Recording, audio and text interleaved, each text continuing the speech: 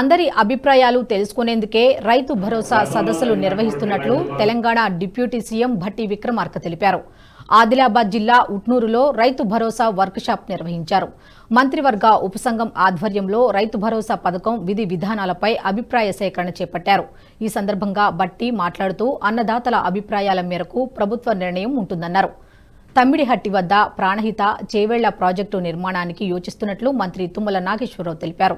చిన్న రైతుల కోసం పథకాల రూపకల్పనకు ప్రభుత్వం ఆలోచిస్తోందని చెప్పారు. ప్రజలతో చర్చించి పథకాలు అమలు చేయడమే లక్ష్యమని మంత్రి పొంగులేటి శ్రీనివాసరెడ్డి అన్నారు. ప్రజల నుంచి సేకరించిన అభిప్రాయాలపై అసెంబ్లీలో చర్చించి తుది నిర్ణయం తీసుకుంటామని వెల్లడించారు.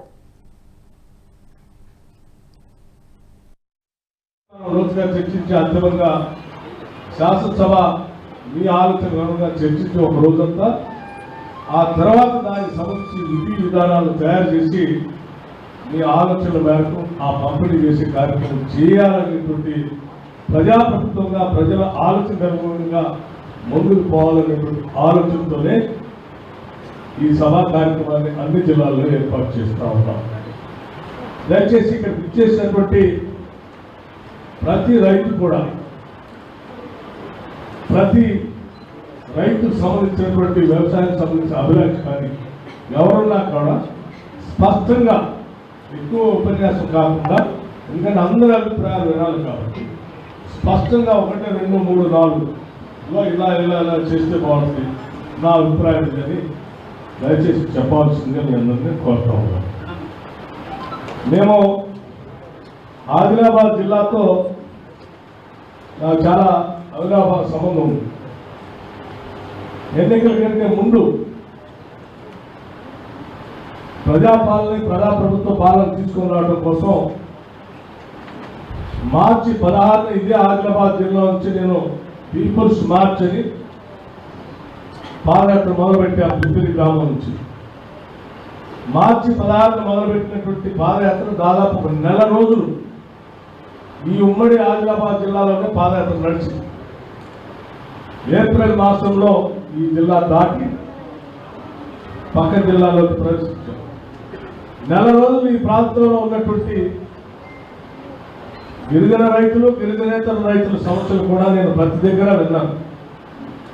మీ అందరి సమస్యలు మాకు స్పష్టంగా తెలుసు. అయినప్పటికీ మరొకసారి మీరు చెప్పేదాన్ని రాసుకొని ప్రభుత్వంలో దానికి అనుగుణంగా నిర్ణయం చేయాలనేటువంటి ఆలోచనతో వచ్చాము. సుమారుగా 96%, 97% రైతులు చాలా సన్న చిన్నకారు రైతులే ఉన్నారు.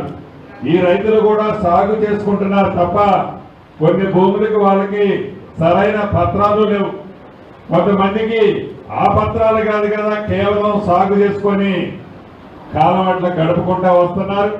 వారితో దృష్టిలో ఉంచుకొని ఈ జిల్లాని ప్రత్యేకంగా మనం ఆలోచించాల్సిన అవసరం ఉంది అనేది గౌరవ మంత్రులమంతా ఆలోచించాం. తప్పకుండా మీ ఆలోచనలకు అనుగుణంగా, మీరిచ్చే నిర్ణయాలకు అనుగుణంగా మీరు ఏదైతే కోరుకుంటారో కోరుకునే విధంగానే ఈ ప్రభుత్వం మీరు చెప్పిన ప్రతి విషయాన్ని అసెంబ్లీ సాక్షిగా అన్ని ప్రతిపక్ష నాయకులు ఉన్నప్పుడే చర్చకు పెట్టి వారి అభిప్రాయాలను కూడా స్వీకరించి చివరికి ప్రజా అభిప్రాయం ఏదైతే ఉంటుందో ఆ ప్రజా అభిప్రాయానికి అనుగుణంగా ప్రజల డబ్బైన మీ డబ్బుని డిస్ట్రిబ్యూట్ చేయాలన్నదే ఈ ప్రభుత్వం యొక్క ముఖ్య ఉద్దేశమని రైతులు సుమారుగా 90 మంచి పద్ధతుల్లో కష్టపడ్డటువంటి నిజమైనటువంటి పండించినటువంటి రైతుకి మేలు జరగాలి.